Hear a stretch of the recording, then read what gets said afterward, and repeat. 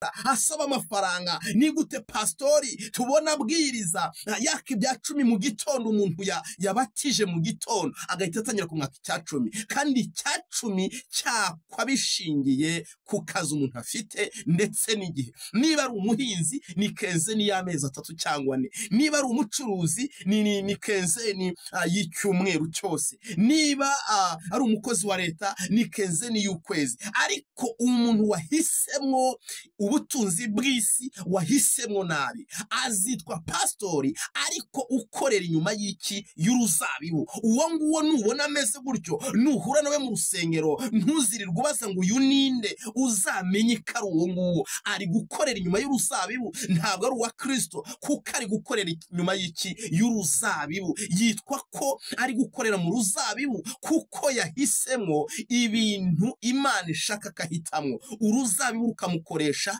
imirimo n'ibitangaza, kandi iyo mirimo n'ibitangaza ntabwo ari uko yasengeye abantu ngo bakire, ntabwo ari uko yasengeye abantu ngo babyare baringumba. Oya, ibyo ngibyo iyo yahisemo nabi, icyo wahisemo cyose, ijambo ryaravuze ngo musabe muzahabwa, ugisabiramwo ugahabwa, sibyo? Ariko nyuma yo guhabwa iby'isi, ese iherezo ryawe nirihe? Hari ijambo rivuga ngo iherezo ry'abakiranutsi nirihe. Heza cyane, avukana ubupfura, avukana ubwitonzi. Mu yandi magambo, umwana iyo avutse yitwa ko ari marayika. Haleluya. Ntabwo aba yari bwandure. Bivuze ngo iyo umuntu atarandura aba afite uru rubuto rwose nk'uko Imana yarumuremanye. Imana ishimwe cyane. Ikindi ngomba kubibutsa, Imana imara kurema umuntu ikamushyira muri Edeni, ntiyamuremye agomba guhinga, ntiyamuremye agomba gupfa, ntiyamuremye agomba kubaho nabi, ahubwo yamuremye kugira ngo abeho neza. Bisobanuye yuko ibyiza byose umuntu yari yaragenewe yabiremanywe. Imana ishimwe cyane.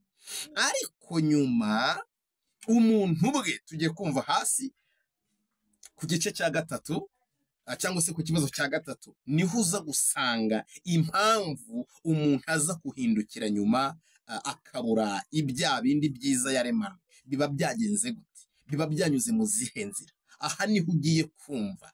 Nababwiye ngo iteka Igicaniro cy'Ibanga TV ni igicaniro cyaziyeho kuzura umurimo w'Imana, aho abantu benshi barimo baravuga ubutumwa ariko budafite tageti y'Imana ishaka. Umuntu wese akavuga ubutumwa bufite tageti ye yihariye idahuye na tageti y'Imana ishaka. Niyo mpamvu adashobora kugera kuri izi ngingo. Ariko uyu munsi wa none ngwino ukurikirane Igicaniro cy'Ibanga TV ubundi usobanukirwe. Imana irema umuntu yamuremanye ubwiza, yamuremanye urukundo, yamuremanye amahoro, yamuremanye umugisha, yamuremanye ibyishimo ndetse kandi no kubaho neza. Imana ishimwe cyane. 3 rero, ikibazo cya 3 cyavuze ngo none se ni ryari umuntu amenya ko arufite? Igisubizo, iyo umuntu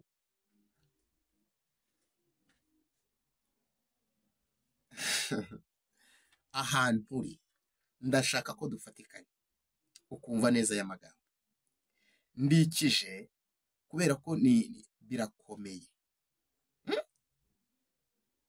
sibyo? Iyo umuntu ari muri iyo umuntu yamaze kugira gute? Kwakira urubuto, cyangwa se iyo umuntu amaze kuba rufite, iyo umuntu akuze, iyo umuntu arekuye.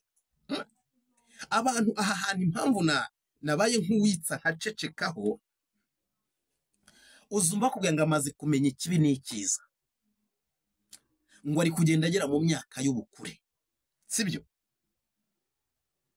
Iyo rero umuntu wese amaze guta ubwana,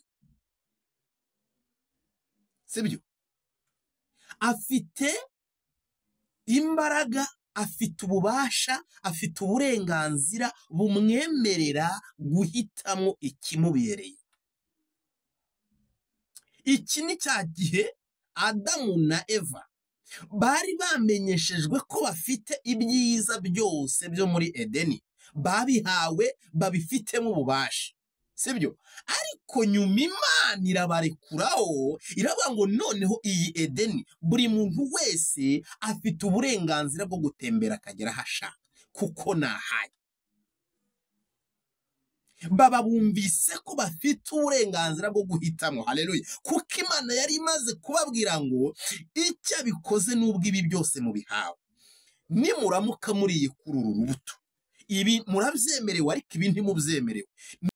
Turabaramukije bwoko bw'Imana, inshuti z'umusaraba mwebwe mwese mudukurikira muherereye ku migabane itandukanye, abari muri Asia, Australia, Oceania ndetse n'Uburayi, hano muri Afurika, namwe mwese turabaramukije. Amahoro y'Umwami wacu Yesu Kristo abane namwe. Nkuko bisanzwe ku gicaniro cy'Ibanga TV dukunze kuza tubazanira byinshi cyane byimazeyo, Imana ibishaka ko abantu barushaho guhuguka.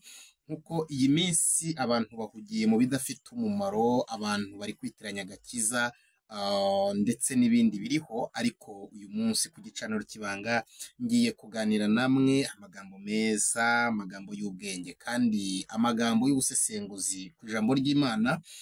Ntabwo uyu munsi wa none turi buganire dusoma imirongo yo muri Bibiliya, oya, ntabwo ariko bimeze. Twasomye kenshi, mwabwiwe amagambo menshi cyane, mwarahanuriwe, mwarigishijwe, ariko gufata abantu benshi cyane byaranze. Ngira ngo iyi minsi y'imperuka, ibihe biruhije nk'uko ijambo ry'Imana ryabitubwiye, ritubwira ngo hazabaho ibihe bigoye, hazabaho ibihe biruhije ubwo umwana azihakana umubyeyi wamubyaye, ubwo ishyanga rizatera irindi shyanga, ubwo ubwami buzatera ubundi bwami. Iki ni cyo gihe turimo, twagisohoyemo. Ijambo ry'Imana ryavuze ngo icyo gihe abantu bazaba bikunda, bakunda impiya, bakunda ibibanezeza, birarira, ndetse kandi icyo umuntu cyose akora agikoreshwa n'inyungu. Tugiye kuganira rero nk'uko bisanzwe, abantu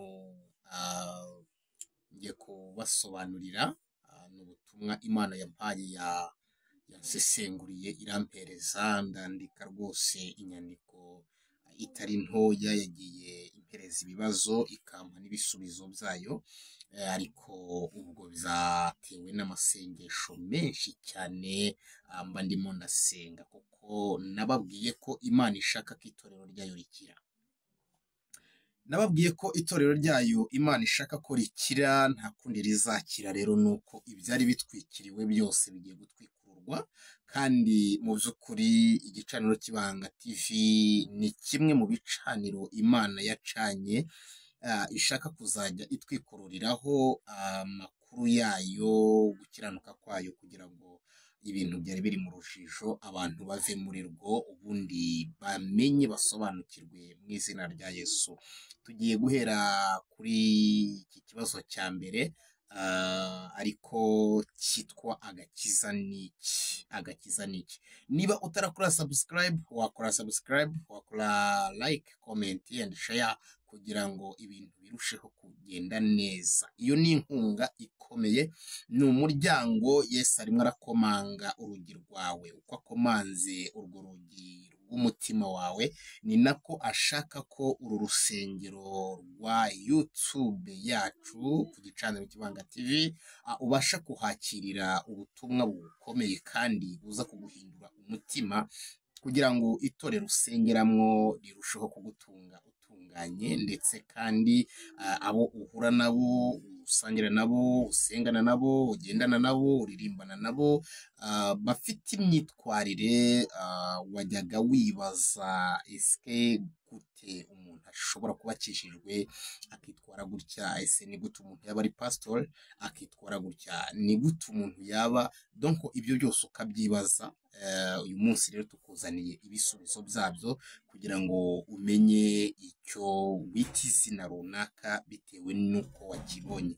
Imana ibampereye umugisha, nizere ko tugiye gufatikanya mu teragatebe, cyangwa se niba ari umukeka cyangwa se akarago, bitewe n'aho uri n'imvugo ukoresha, twegere kandi umaremwo volume yose kandi ukurikirane aya magambo cyangwa se iki kiganiro ukirangize, kuko kutakirangiza ni igihombo, no kunyagwa zigahera. Ntabwo natinya kuvuga ko wibwe mu by'ukuri, kuko ugiye kumva amagambo wajyaga wibaza igihe cyose.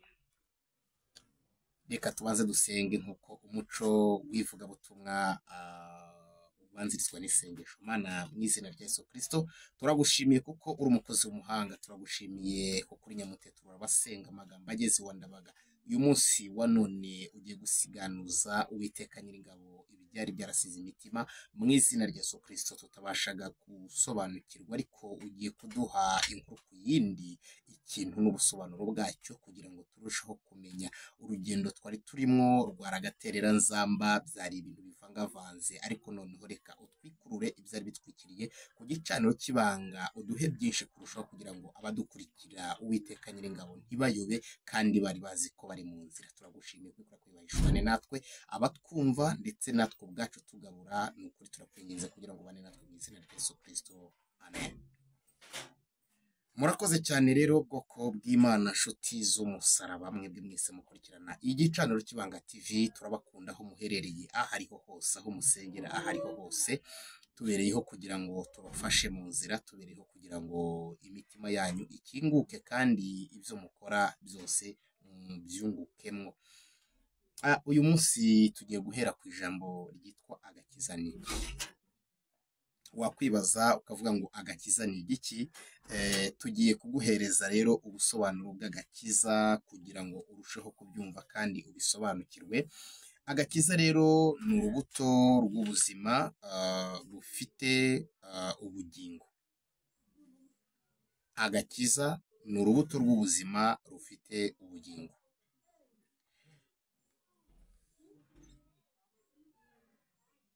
Kandi uru rubuto rufite ubugingo, ndagira ngo utekereze cyane. Nutekereza gake ntabwo uza gusobanukirwa. Nurajya wumva ijambo, ujye ubanza witse, utege amatwi y'umutima, kuko iyo Imana iri kuvuga, byanze bikunze, iyo Imana iri kuvuga, habaho no kohereza abamarayika bazana amajwi muri wowe kugira ngo urusheho kumva. Navuze ngo agakiza, ikibazo cyane cyavuze ngo agakiza ni iki? Noneho igisubizo cyaje kivuga ngo agakiza ni urubuto rw'ubuzima rufite ubugingo.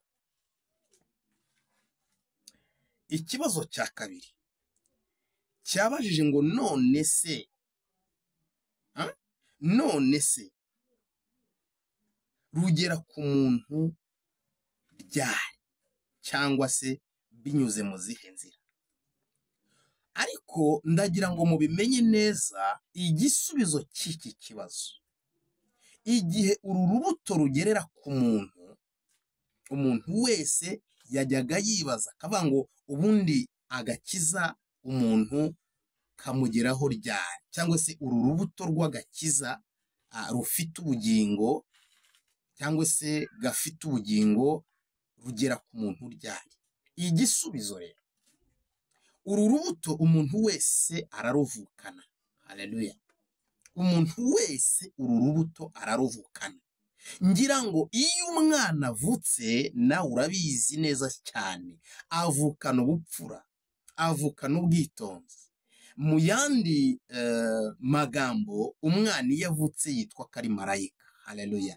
Ntabwo aba yari bwandure. Bivuze ngo iyo umuntu atarandura, aba afite uru rubuto rwose nk'uko Imana yarumuremanye. Imana ishimwe cyane. Ikindi ngomba kubibutsa, Imana imara kurema umuntu ikamushyira muri Edeni, ntiyamuremye agomba guhinga, ntiyamuremye agomba gupfa, ntiyamuremye agomba kubaho nabi, ahubwo yamuremye kugira ngo abeho neza. Bisobanuye yuko ibyiza byose umuntu yari yaragenewe yabiremanywe. Imana ishimwe cyane. Ariko nyuma umuntu bwe, tugiye kumva hasi ku gice cya 3, cyangwa se ku kibazo cya gatatu niho uza gusanga impamvu umuntu aza kuhindukira nyuma akabura ibya bindi byiza yaremanywe. Biba byagenze gute? Biba byanyuze mu zihe nzira? Aha niho ugiye kumva. Nababwiye ngo iteka Igicaniro cy'Ibanga TV ni igicaniro cyaziyeho kuzura umurimo w'Imana, aho abantu benshi barimo baravuga ubutumwa ariko budafite tageti y'Imana ishaka. Umuntu wese akavuga ubutumwa bufite tageti ye yihariye idahuye na tageti y'Imana ishaka. Niyo mpamvu adashobora kugera kuri izi ngingo. Ariko uyu munsi wa none ngwino ukurikirane Igicaniro cy'Ibanga TV ubundi usobanukirwe. Imana irema umuntu yamuremanye ubwiza, yamuremanye urukundo, yamuremanye amahoro, yamuremanye umugisha, yamuremanye ibyishimo ndetse kandi no kubaho neza. Imana ishimwe cyane. Gatatu rero, ikibazo cya gatatu cyavuze ngo none se ni ryari umuntu amenya ko arufite? Igisubizo, iyo umuntu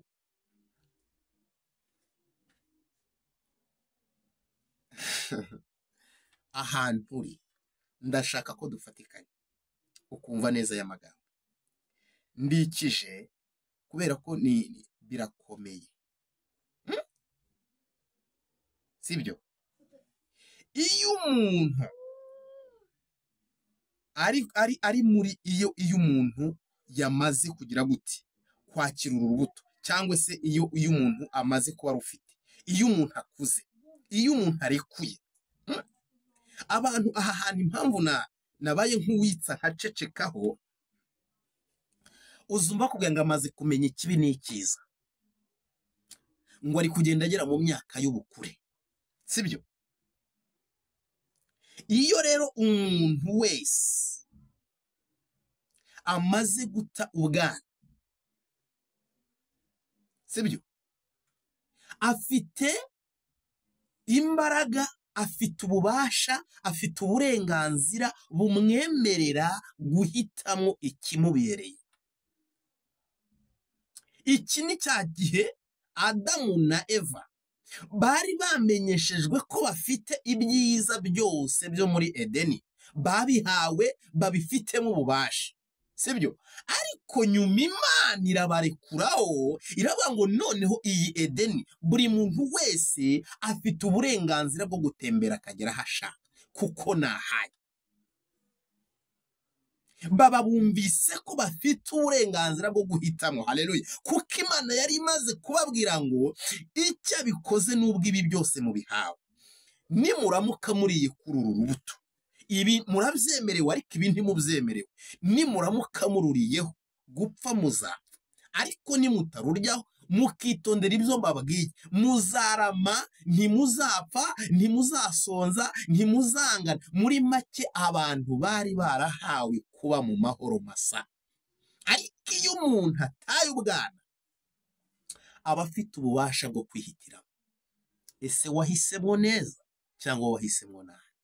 Haleluya. Ngo ni ryari, iki kibazo cya gatatu niko cyavuze, ni ryari umuntu amenya ko afite uru rubuto rufite ubugingo? Ni ryari umuntu amenya ko arufite? Umusobanuzi w'umuhanga ari we Mwuka Wera yatubwiye ngo iyo umuntu amaze guta ubwana, cyangwa se ari kuva muri ya myaka yo kurerwa. Hari imyaka Imana ikurera, hari imyaka Imana iba ikigucungacunga. Ariko iyo umaze kumenya ubwenge, cyane cyane nk'itorero, amatorero y'umwuka, tuzi ko umwana wese abatizwa ageze guhera ku myaka 12. Biriya nibyo bifite icyo bivuze. Ariko iyo umwana abatijwe munsi y'imyaka 12 aba ataramenya icyiza n'ikibi. Ese umubatije iki? Haleluya. Nicyuzi n'icyazi yakoze. Iyo ageze muri ruriya rugero, ageze, bivuze ngo ugeze igihe cyo kwihitiramo. Haleluya. Sibyo? Urabimenye, umenye ko uru rubuto umuntu wese yaruvukanye. none niba yararuvukanye ufite uburenganzira bwo kwihitiramo ukamenya ko kuba urufite ukwiriye no kurukomeza.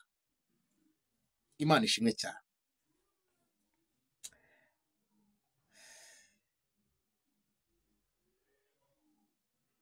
Ariko ikindi, Mwuka Wera iyo wamaze guhitamo neza, haleluya, hari Mwuka Wera ushinzwe guhamya, gushimangira icyo umwana w'Imana yahawe, akaba yamaze gusobanukirwa ko agifite, yarangiza agafata umwanzuro akagihitamo, akavuga ngo ndarahiye sinzigera nkurekura, haleluya, nzagumana nawe, uzaba Imana yanjye, haleluya, nk'uko Rusi nawe byagenze anamba kuri nyirabukwe Naomi, aramubwira ngo sinagusiga kuko namaze kumenya neza, narasobanukiwe, narahishuriwe, Imana yanjye izaba Imana yawe, izaba iyanjye, ibyago byawe bizaba ibyago byanjye. Uku niko n'umuntu umaze kumenya icyiza n'ikibi, amaze guhitamo, iyo ahisemo neza, haleluya, hari Mwuka Wera witwa gushimangira ibyahiswemwo, haleluya. Hari Umwuka Wera Imana yohereza, ubundi umukiranutsi mu nzira ijya mu ijuru agira imyuka myinshi igendana nawe, kandi iri ngombwa, idashobora gusimburwa n'indi. Mwuka Wera witwa gushimangira ibyahiswemwo, haleluya. Niba wahisemo ko Imana y'Imana, Imana y'abamarayika, Imana y'ibizima bine izaba Imana yawe, haleluya, Imana y'urukundo izaba Imana yawe,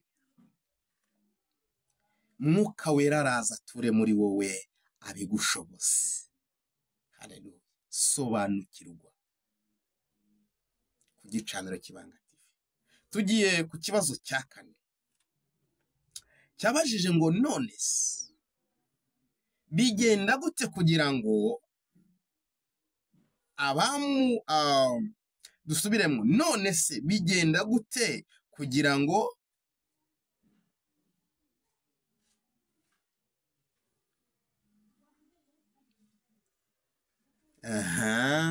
none se bigenda gute kugira ngo umuntu wamaze gusobanukirwa, wakiriye uyu Mwuka Wera abe umupagani, cyangwa se wakiriye akagakiza, cyangwa se wamaze kugahitamo, bigenda gute kugira ngo umuntu abe umupagani? Muzababona yabatijwe,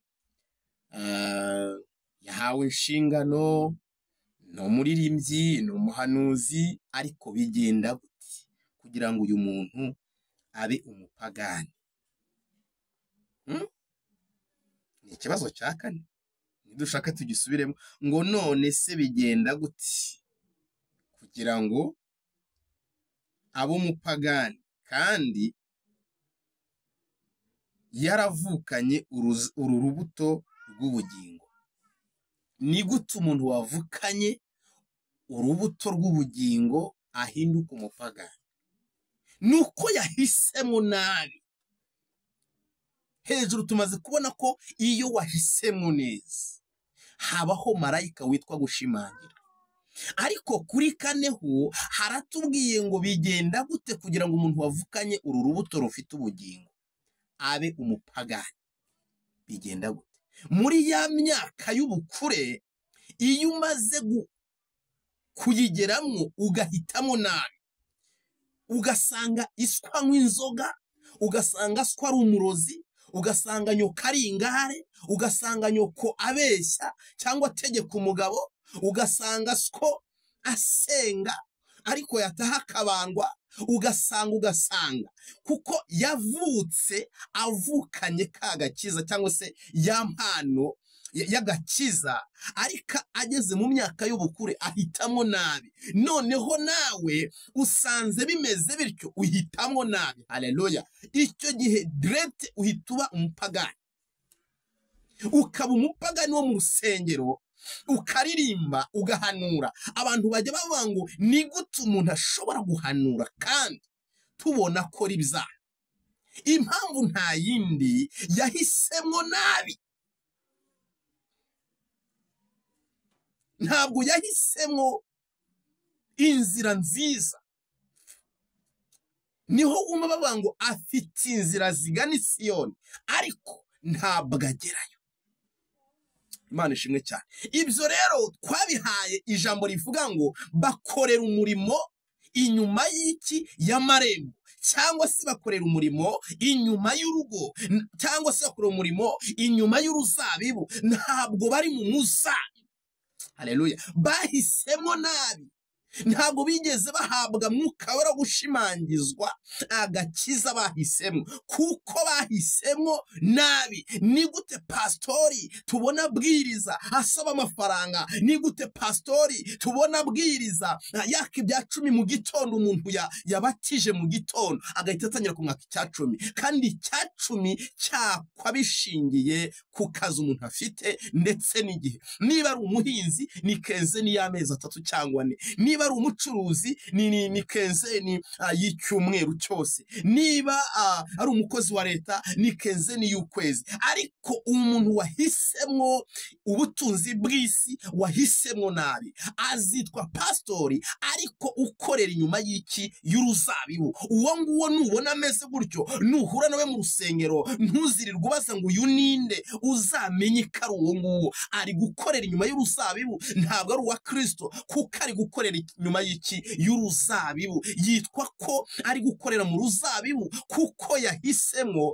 ibintu Imana ishaka kahitamo. Uruzabibu rukamukoresha imirimo n'ibitangaza, kandi iyo mirimo n'ibitangaza ntabwo ari uko yasengeye abantu ngo bakire, ntabwo ari uko yasengeye abantu ngo babyare bari ingumba. Oya, ibyo ngibyo iyo yahisemo nabi, icyo wahisemo cyose, ijambo ryaravuze ngo musabe muzahabwa, ugisabiramwo ugahabwa. Ariko nyuma yo guhabwa iby'isi, ese iherezo ryawe ni irihe? Hari ijambo rivuga ngo iherezo ry'abakiranutsi ni irihe. Ijambo naryo ndumva riri muri Luka 5 umurongo waho ndumva ari muri 20 na kangahe. Tujye tuvuga ibintu kandi bisobanutse. Luka 5:27 havuze amagambo akomeye cyane, hatubwiye, reka tuhasome. Havuze ngo 27 ngo nuko ibyo bishize Luka 27 kandebe neza aza kwibeshya.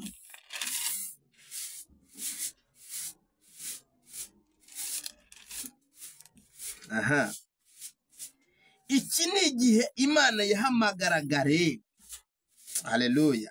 Iyo Imana iguhamagaye, haleluya, hari umwuka uhamagara umuntu. Iyo imaze kumuhamagara imushyira mu nzira. Iyo ugeze mu nzira haba mwuka wo kukwereka ibyo ukwiriye guhitiramo muri ya nzira.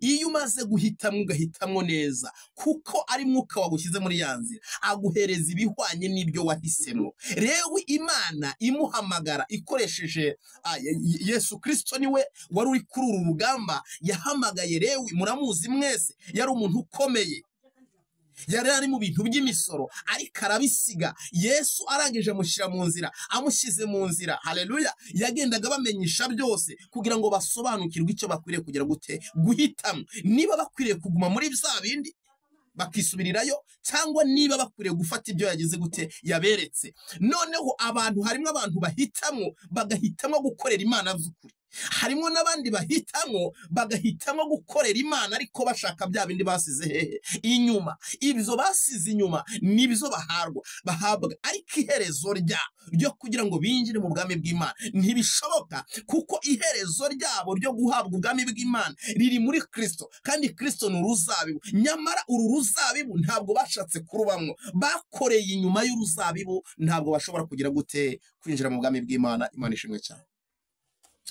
Nizere ko iki kibazo cya 4 nacyo mwabashe kucyumva kandi neza cyane kuruta ibyo twebwe twababwira, kuko Imana niyibumvisha.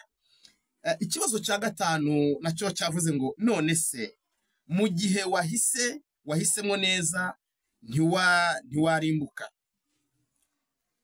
Bihita byumvikana, mu gihe wahisemo neza ntabwo warimbuka, ntabwo bishoboka. Oya, reka twumve igisubizo. Noneho guhitamo neza ntabwo birebeshwa amaso, vraiment ntabwo nabivuze, ntabwo birebeshwa ko umuntu yambaye costume. Imana yaravuganye no kazambara costume ukabona yaryambaye.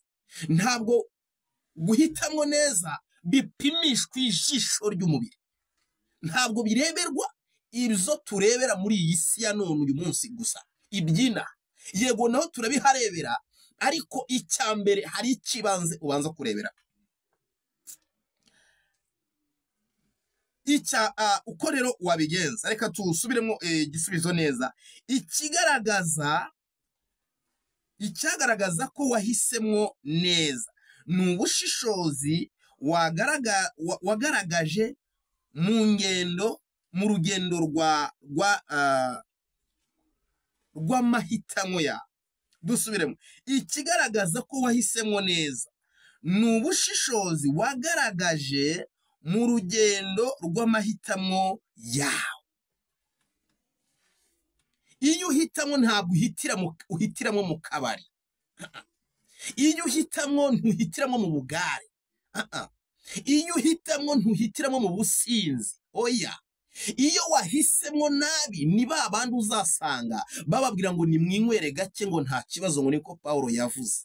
Oya, kiriya gihe Pawulo avuga ririya jambo twari kugira ngo yorohereze abantu, areke kubura abantu. Narabati byanze bikunze kuko mwananiwe kureka kuyoborwa na kamere, basi nimufateho gake. Bari bananiranye, sibyo? Ariko umusobanuzi w'umuhanga w'umwuka yatubwiye ngo ntabwo guhitamo neza bigaragarishwa ijisho, ahubwo bibonekera mu bushishozi. Ni umwuka ukora iki kintu, ukareba neza mu mbuto zawe, mu myitwarire yawe. Ntabwo ari ukuhora ku rusengero buri munsi, ntabwo ari ukutanga icyacumi buri munsi. Oya, ibyo ukora bishimwa n'Imana. Ese ibwiriza butumwa ufite nta tageti gifitiye ryo muri uyu mubiri? Umurimo w'Imana abantu bawuhindura agakino, ku buryo bumva n'ibintu ku masosho media y'abanyepolitike, barangiza bagahita baza bakabihanura ngo bari gushaka agatwiko, icyo bisa agatwiko. Icyo gihe rero uvuze ijambo riza gutera abantu ubwoba, ritazigera rinasohora, wiboneye mu bandi, kandi bari bafite tageti yabo kugira ngo barishe abandi umutwe, barishe abo bari guhangana nabo umutwe, babura amahoro, bagira ubwoba, ariko nta mbaraga bafite zo gusohoza icyo bagize gute bavuze cyangwa bagambye. Ibyo bigatuma uhagarika abantu umutima. Wowe rero ni ukuvuga ngo icyo gihe ibyo uri kuvuga bifite tageti nawe yo kwibonera iki? Amafaranga. Ikindi, gutegura ijambo ry'Imana ukaritanga, ariko uvuga ngo ese buriya nimbitanga byanze bikunze iki kiganiro kizanzanira amafaranga angana gutya. Icyo gihe ntabwo bivuze ko ibyo tuvuga bitazana umusaruro, ariko tageti tubikoranye. Ni hahandi usanga ugenda ugashaka utuntu ugenda ucomekeranya ngo dutwika, dutuma abantu bagukurikira. Ntutegereze ijuru habe namba, habe namba. Ariko Imana irashaka ko abantu bajijuka, ari ababakurikira, ari abadukurikira. Mujijuke, murebe eske iri jambo, uyu muntu, imyitwarire, imyambarire, ahavuka, ahasengera, ibyo ahanura birimo birajyana abantu he? Ese we biramujyana he? Nturebe aho bijyana abantu gusa, urebe n'ubivuze we bimujyana he? Bwana sifuwe sana. Ubushishozi muri rwa rugendo rwawe. Ikigaragaza ko wahisemo neza ni ubushishozi wagaragaje mu rugendo rwawe rw'amahitamo yawe. Icyambere wabanje guhitamo, umaze guhitamo rero ikigaragaza ko wahisemo neza. Hari guhitamo nabi, hari no guhitamo neza, nabyo twabibonye. Ikiza kugaragaza ko wahisemo neza ntabwo tukirebesha amaso. Aho utuye turaza kubibona, sibyo? Aho ugenda turaza kubibona, uko ubwiriza twe turabibona. Haleluya.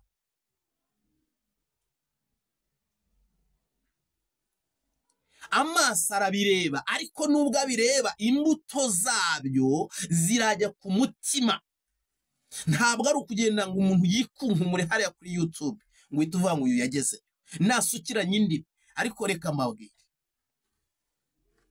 indimi zitamenyekana ni ku ijambo ry'Imana ryavuze ngo ntacyo ziba zimariye abazumva, sibyo? Kandi dore impamvu, iyo uri guhanura ibintu utazi wakabimenyeshejwe nuko wahisemo neza. Nawe ibyo uri gukora bifitiye Imana inyungu, sibyo? Aho ngaho niho ubuhanuzi bwawe buba bumenyekana. Abantu bo bashaka kuvuga ngo kuko yavuze ngo leta kaya ngo ntabisobanure, none ngo yavuga ngo kaya ngo bisobanura gutyo. Ubwo si ubusobanuzi, ntabwo ari ubusobanuzi.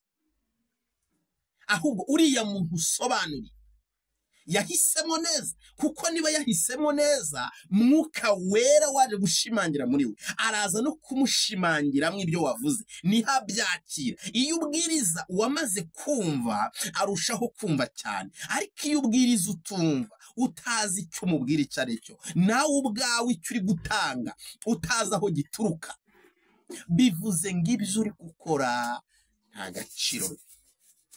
Imana ishimwe. Reka turebe ikibazo cya gatandatu. Ikibazo cya gatandatu cyatubajije ngo ni gute umuntu yashishoza bikagaragarira Imana neza kugira ngo atitwa umugenzi kandi yaravuye hehe mu nzira. Ni gute umuntu yashishoza neza ubwe ko yahisemo neza, cyangwa se n'abandi bakamenya, kugira ngo adakomeza kwitwa n'abamureba bamukurikira bakamwita umugenzi kandi atakiri hehe mu nzira y'abagenzi. Ufite amatsiko yo kumenya icyo gisubizo, ariko umusobanuzi w'umuhanga witwa Mwuka Wera yavuze ngo ubundi agakiza keza kageza nyirako ku bugingo, gatererwa igikwa, kakubakirwa inkingi. Haleluya. Agakiza keza kageza umuntu ku bugingo cyangwa nyirako, ako ngako rero ushobora kuba uzi ko ufite agakiza keza gakomeye ubwiriza abantu, ariko ejo ukazava mu nzira utabizi. Wababwirizaga neza, ufite inzira zigana i Siyoni, aho bajyana ari heza uhazi, ariko noneho ukazava mu nzira utabizi.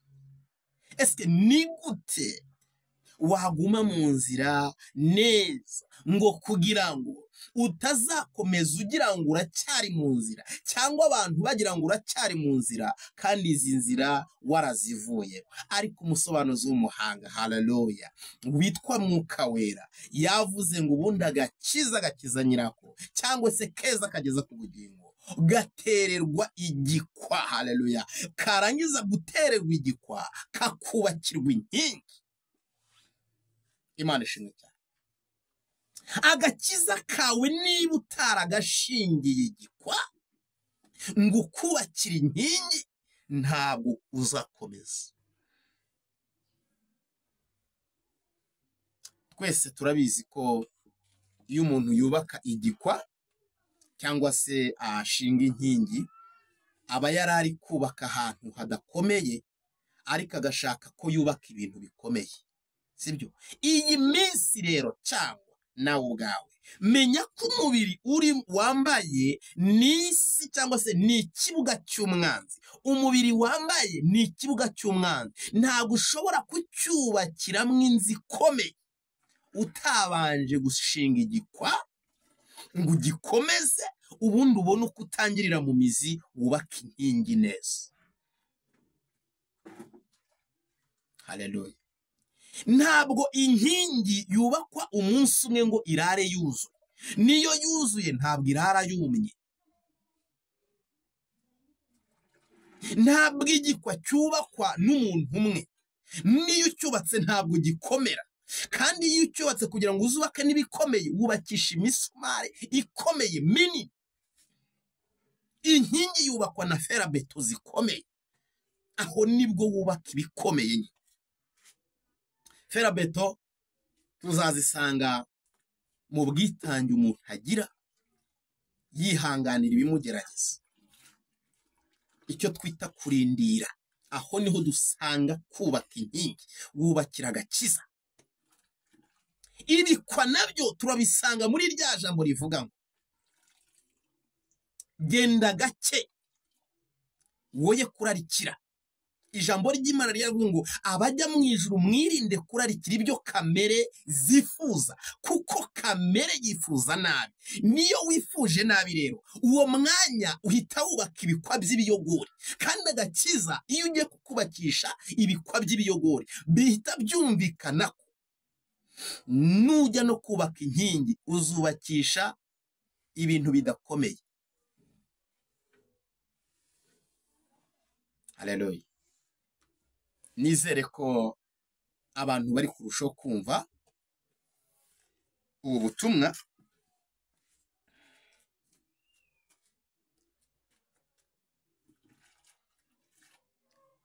Iyo utubatse ibikomeye, aka gakiza wari uzi ko kazagukiza karakwica, karakwicisha cyangwa kakakwicira. Ati gute? Abantu benshi uzumva Imana ibatumaho ikavuga ngo ndabasabye nimukire, nimugende mubwire abantu bihanira ibyaha byabo. Dore ngiye guteza ibibazo muri iki gihugu, ngiye guteza ibibazo mu isi. Dore hagiye kubaho ubwicanyi bukomeye, dore hagiye kubaho imvura izica abantu. Noneho yamara kugenda, ntabwo uwo muhanuzi agenda, kuko ntabwo agakiza ke kubakiwe, ntabwo agakiza ke gashyigikiwe. Agahita agenda avuga ngo murapfuye. Iyo umubwiye ngo none se nanyura mu yihenzera ngo nkire, arakubwira ngo igihe Imana yabingingiye byararangiye. Agakiza ko gakiza nta nkingi gafite. Wari uzi ko yatangiye urugendo akaba akirurimo, ariko yarukuwemwo no kuba atemera kubakira agakiza kiwe inkingi. Ubundi ukamureba ngo kera ngo yari umuhanuzi, ngo kera yari umuvugabutumwa, ngo kera yasengeraga abarwayi bagakira. Oya, imirimo ya nyuma niyo izahesha agaciro iya mbere. Mbere niba warakoze nabi, nyuma ugakora neza, ufite amahirwe. Niba wararamye ntupfe. Ariko nukora neza mbere, abantu ntibakwiriye kukurebera ku mirimo myiza ya mbere.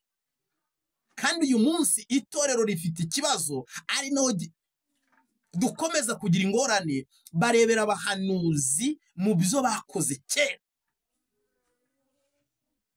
barangiza bakabakuza bakabagira ibitangaza, noneho bakaza kwibirwa muri bwa butangaza bahawe. Bakwibwa itorero, abashumba, abapasitori bagakomeza bavuga ngo dufite abahanuzi, kandi nta bahanuzi bagifite, baribwe. Ejo ukaza kwiroturuva wari umukobwa wari uzi ko ugiye gushyingira, yaribwe ntiwabimenya, atwaye ikinyendaro. Wari uzi ngo ni umuhanuzi, wari umucuranzi ukumva ngo ari gusamba, wari umupasitori yakoraga ibintu byiza, ugasanga yakoze amarorerwa. Ntabwo agakiza atangira ntiyegeza kubakira iki inkingi. Imana ibahereza umugisha. Ubu butumwa rero ndagira ngo ubuzirikane, ubushyire ku mutima. Agakiza kawe ugashakira inkingi. kukubakira inkingi kugira ngo ejo hawe harusheho kuba heza. Ariko niwubaka ibyoroshye no gusenyuka bizasenyuka kuri rimwe. Niba Imana yaraguhaye agakiza ariko ukajya uba wumva kamere iguhamagarira gukora ibyo umubiri ushaka, hita urwana intambara hakiri kare, wemere wubake inkingi. Abantu bajya basubizwa inyuma n'Imana iri jambo urushaho kubyumva cyane. Nigeze mbabwira ngo iyo wakijijwe cyangwa Imana yaguhamagaye wari ufite ibya mirenge, sibyo, udahuye n'ikibazo, utarwaye ngo iguhamagare, udakennye ngo iguhamagarire mu bukene, wowe ugahita uzamuka ukajya hejuru, kuko agakiza kawe uba wagahawe ariko nta nkingi uba wubatse, uba wamaze guhitamo. Ariko ukwiriye kubanza kumenya niba wahisemo neza. Wamara kubona ko wahisemo neza rero, kugira ngo utazarimbuka, kugira ngo umenye ko ukiri mu nzira, ugatangira kubaka icyo twita inkingi. Iyo nkingi rero, umuntu wahamagawe, hariho abantu bahamagarirwa mu burwayi, hariho abantu bahamagarirwa mu bukene, yari umukire agakena atarahamagarwa, ariko ibyo ngibyo bigahita bituma yegera Imana. Yakumvaho Imana imubwira ati nyamara nzaguhira, agahita aza yiruka. Imana ikanabimuha, irabiguha koko. Ariko iyo ugeze hejuru umaze kwinjiramo neza, ibona ko utakiri uwo kumva akantu gatoya ngo uhite usubira inyuma, icyo gihe ikikora ihita ikumanura ukajya kubaka inkingi. Irakumanura ikakohereza isorewa, icyo bita gucishwa bugufi. Ikidendezi cyitwa gucishwa bugufi, ukajya kukinyuramo nawe iriya nkingi ukubaka, kuko isi, umubiri uri gukiniramwo ushaka kugera ku gikombe cy'ubugingo, ni umurima cyangwa ni ikibuga cya Satani. Uyu mubiri awufiteho ububasha 100%. Icyo yashaka kuteza cyose, Imana niri kukugirira neza, ntabwo ibishaka ko umubiri wawe ugubwa neza gusa, ahubwo ibishaka ko umutima wawe ugubwa neza, nawe ugategura umubiri kuba mwiza. Imana ishimwe cyane. Turabakunda rero kandi turabishimira. Reka dusoreze ahangaha, nizere ko ikiganiro mwacyumvise kandi Imana ijye kubambika imbaraga zo kugishyira mu mutima wawe. Turagushimiye Imana mu izina rya Yesu, wabanye natwe, utangirana natwe ku Gicaniro cy'Ibanga TV, umaze kuduhereza ubutumwa bwiza cyane tutazigira twibagirwa mu buzima, butwibutsa inzira, abagendaga batunyura hejuru. Uwiteka wongeye kudusubiza mu mizi.